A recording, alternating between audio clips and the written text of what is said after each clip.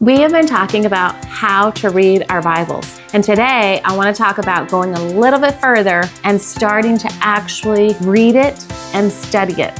So you can get in the Word, you can read any of it, and it's going to correct you, encourage you, guide you.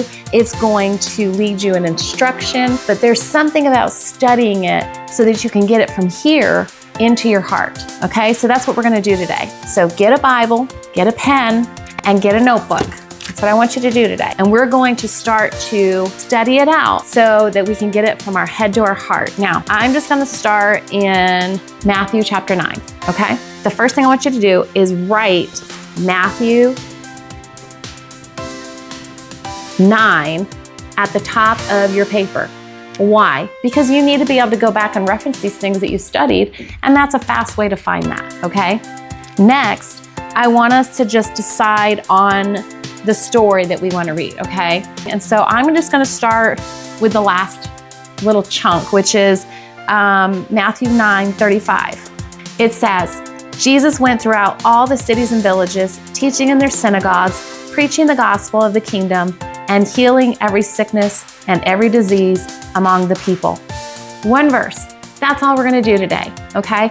You see that Jesus is doing the action, but here's the thing that stands out to me. Jesus is my great example. So it sounds like things that I need to be doing. So the first thing I'm going to do is I'm going to write that scripture out. Why? Writing to learn. Writing to learn is known in the educational space as a proven way for you to learn material, is to write it down. Yes, you can recite, right? We did that in elementary school, but you can also write to learn. And so what I want you to do is I want you to write that whole scripture down.